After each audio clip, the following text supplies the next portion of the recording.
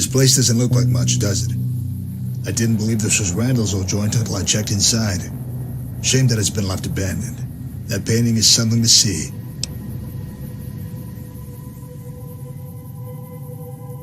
I figured it was a matter of time before you showed. Rumors spread like the clap in the Mojave. At any rate, you're here in all your glory. The Courier.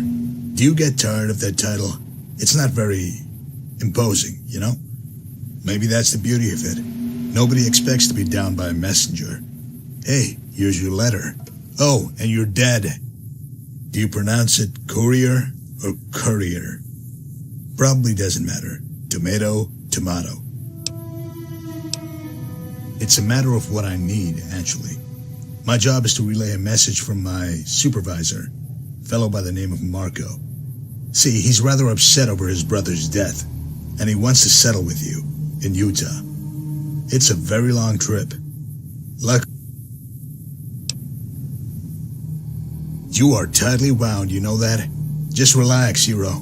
You'll get there soon enough. First, you're gonna help me with some business here.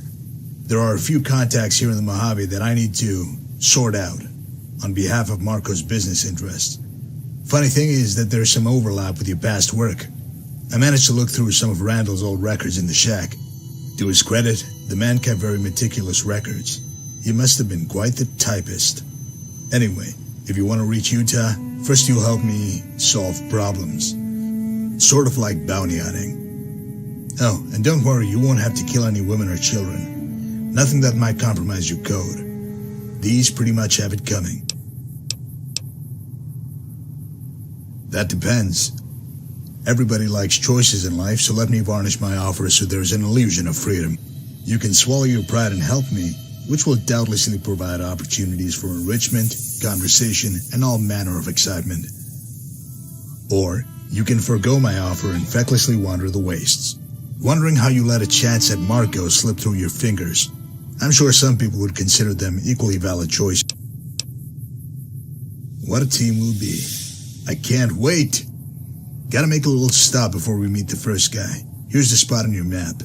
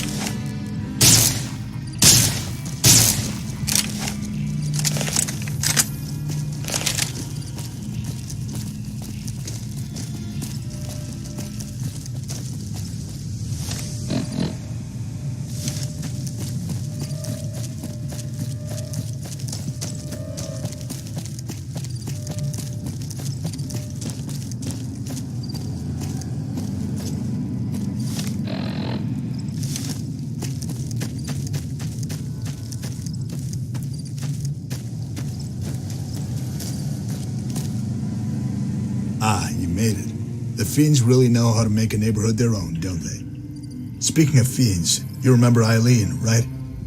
Slightly unbalanced gal who liked to sever men's genitalia? Way back when you knocked her off, NCR started telling people that it was finally safe to start moving in around here, due to law. Well, as you probably know, the fiends were a bit more resilient than they had expected. Oh, actually she kept some of the more savage elements in line with the threat of emasculation. What a word, emasculation. Shout it to the heavens. After you disposed of Eileen, a nice gentleman named Troy took over her crew. He was no power player, but he certainly left his mark. You see, Troy was a chronic rapist, even worse than old Cook.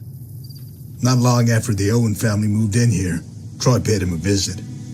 Let's go inside and see his handiwork.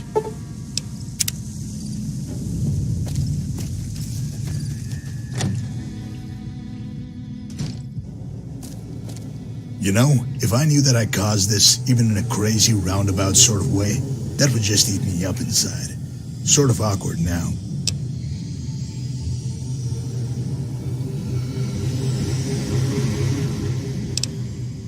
That's the spirit.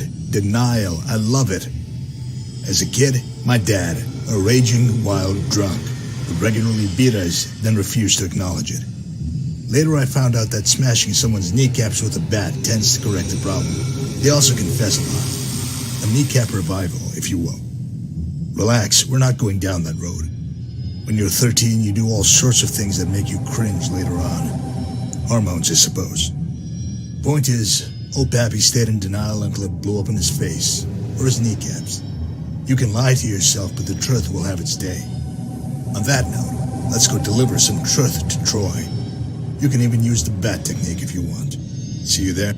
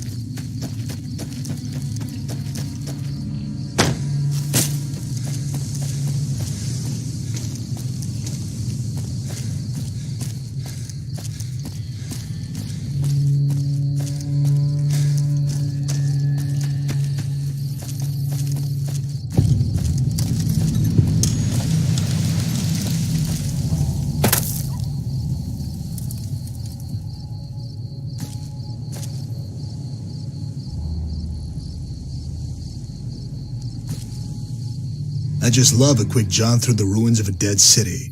Makes me feel privileged to be alive. Maybe that's just... I suppose...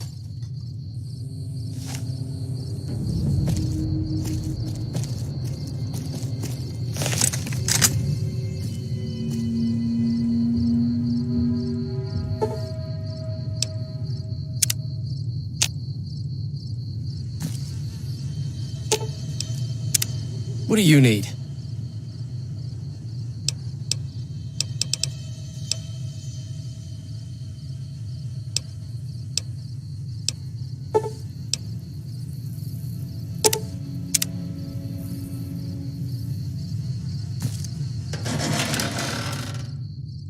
Who the fuck are you? What the fuck are you doing here? Troy. You What do you need? have been a busy little boy, haven't you? All that robbing and raping going on, yet you can't seem to return messages. What? Who the fuck? I'm about to light your ass up, cocksucker. You know who I am?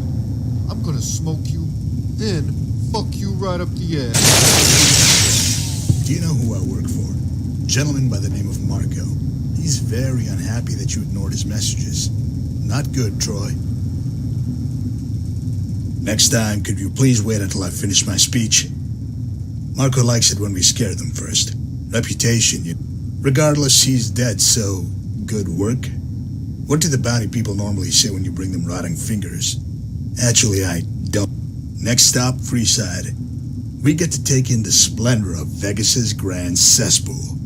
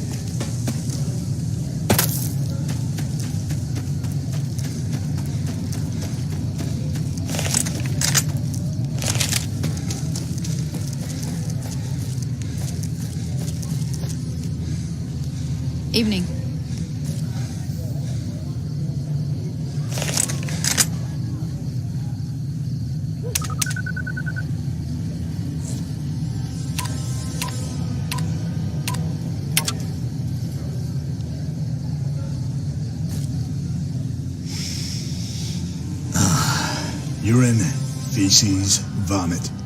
That's the intoxicating aroma of Freeside. It's like smelling hopelessness. If you're wondering, this fine establishment is known as Carl's Candy, with a K. Unfortunately, they do not offer confectionaries. No, Carl's is just one of many brothels in Freeside, but it should interest you for at least one reason. No, not that one. That comely young lady soliciting her services on the corner is known as Jill. Apparently, she's the daughter of the late Charlie Hathcock. See, Charlie's mercenary work provides single but only at the tender age of 16, Jill took it upon herself to make her way in the Mojave. With few marketable skills, Jill was soon forced to rely on her most valuable. But it doesn't end there. Pretty soon, Jill was strung out on jet and completely broke. She became de facto property of Carl. Coincidentally, I have to deliver some news to Carl so we can kill two perverts with one stone. You better lead the way, though. My rugged looks are simply magnetic to females, and I don't want to be swarmed by hussies.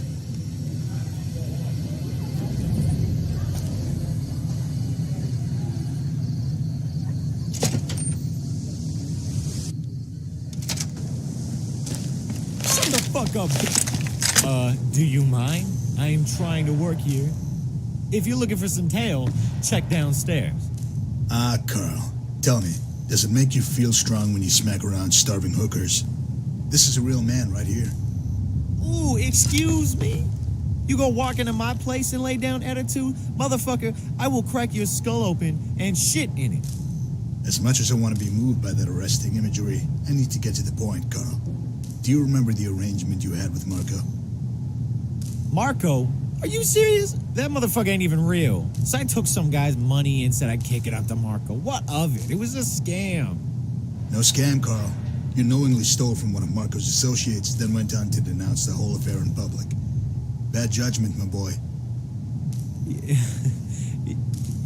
You can't be serious.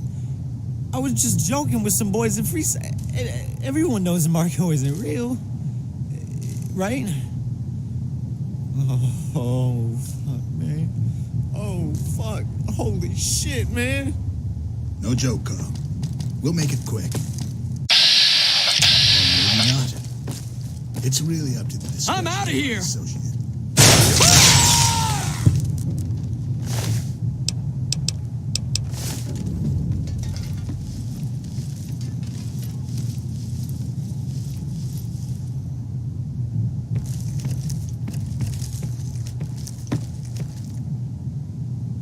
And that's how it's done, partner.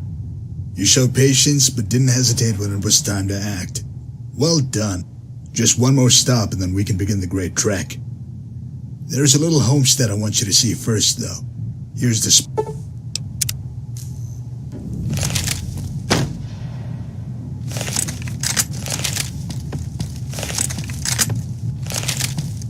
What do you need?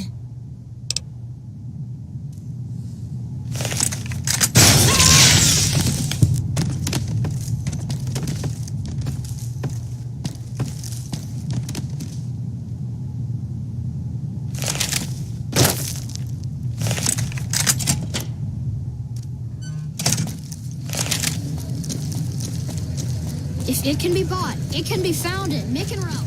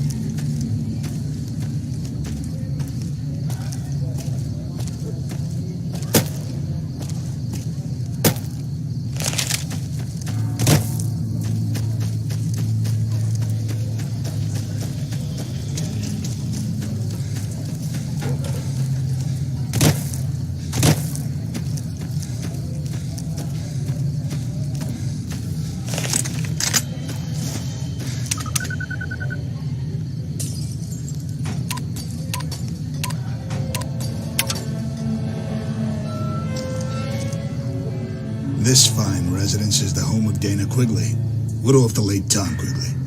You remember him, right? Though an inveterate womanizer and a madman, Ranger Quigley still sent proceeds from his caravan robberies to his family.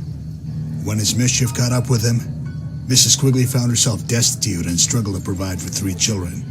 On the verge of starvation and homelessness, Mrs. Quigley soon received an offer from a businessman. In exchange for a hefty sum, he would seize Mrs. Quigley's daughter and sell her to Kaiser's Legion. She accepted the offer. While the initial windfall tided them over for a spell, the Quigley residence has fallen on hard times once again. Crop failures and whatnot. Already maddened with regret over her daughter's fate, now Mrs. Quigley must decide how to proceed. Sell the farm? Prostitute herself? Sell a child? The dilemmas of the wasteland. Why don't we pay her a visit? You should have plenty to talk about.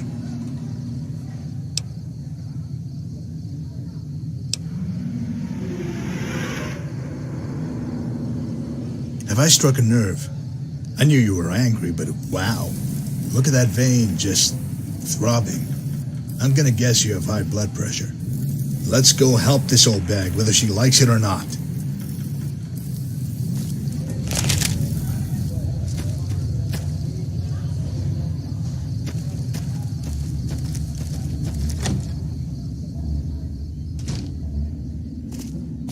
Hey. Can I help you?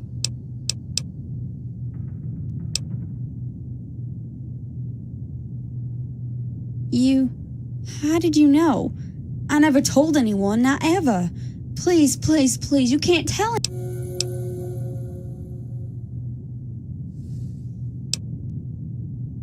Thank you.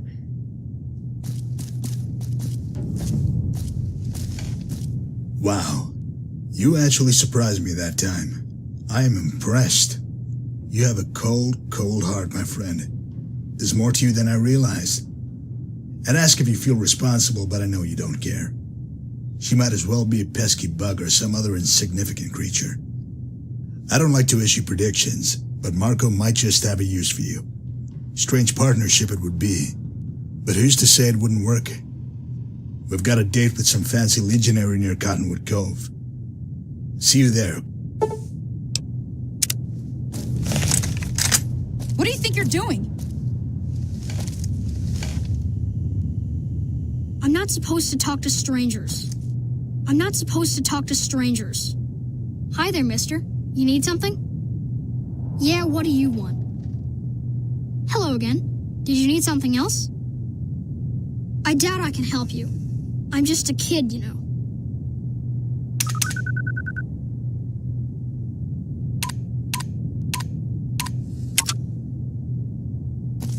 Hello.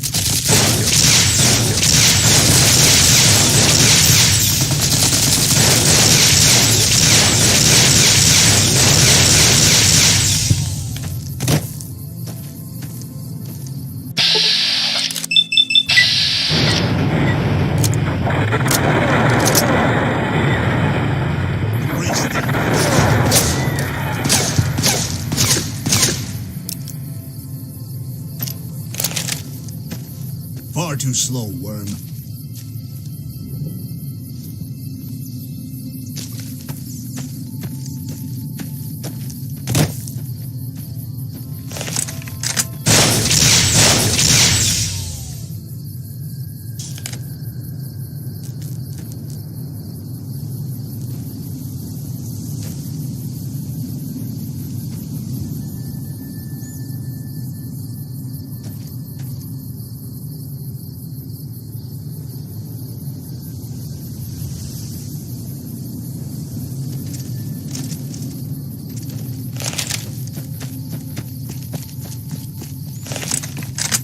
Yes?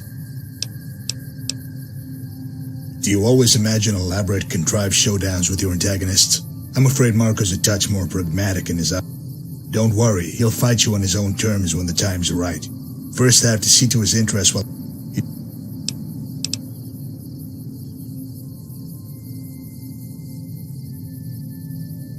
Oh, you escaped the icy clutches of death, so now you don't fear anything, huh? That's a tired cliche. Getting...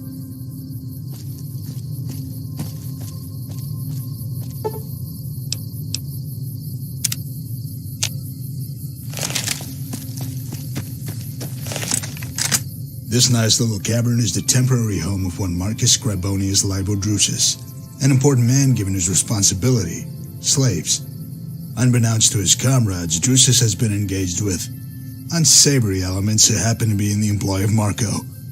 Lining your pockets is a capital offense in Kaiser's Legion, along with everything else, but corruption makes it more capital. Recently, Drusus has had second thoughts about his past exchanges, so it's high time he's reminded of his obligations.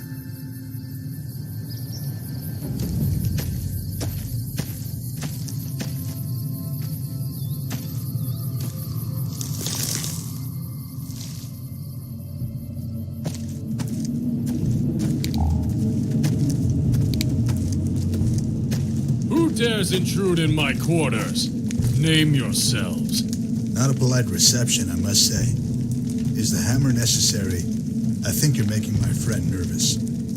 By Mars, if you don't identify yourself, I'll bludgeon you and that other renegade into a bloody pulp. I go by Virgil, but that's not really germane to the discussion. See, Drusus, I answer to a certain Marco. You might have heard of him. You listen, profligate. I am done dealing with Marco or his lackeys. I do not answer to lawless scum. Scum. That's harsh, Drusus. Harsh. You might not deign to speak with us now, but I seem to recall you happy to accept our captives a few months ago. I can't. The speculators are investigating. If they know I dealt with you, I'll be scourged and crucified like a low criminal. But you are a criminal. You should have embraced it. Believe me, life is so much simpler and fulfilling. Better than all this stilted soldiering. I will never yield.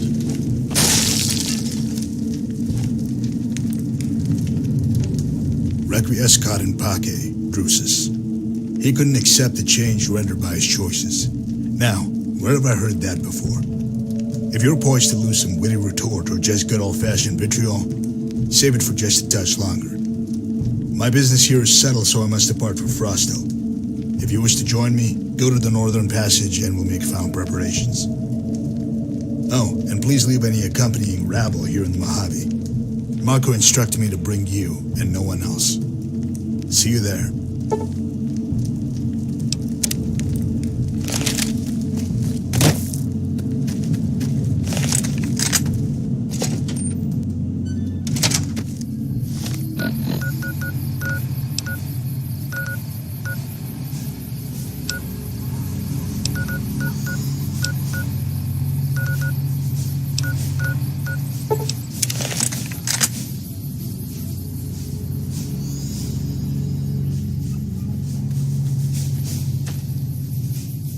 Yes?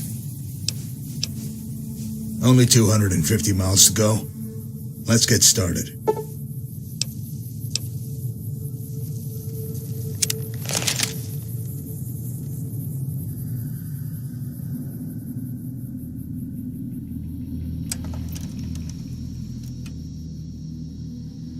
It's a nice long walk to Frosto, so pay attention and you might learn something.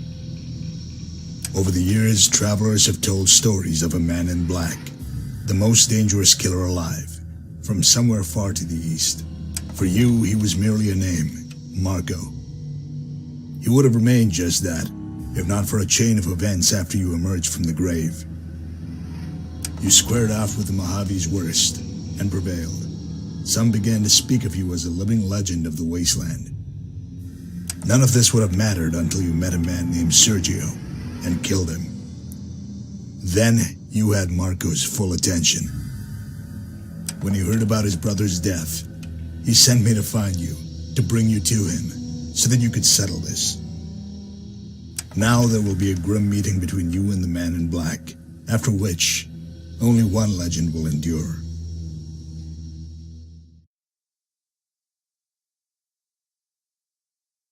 Well, we made it. Don't you love that clean mountain air? Breathe it in, savor it. Do you have anything you want me to read? More than you know, perhaps. No doubt he shares your enthusiasm for spirited discourse. Goodbye, Courier.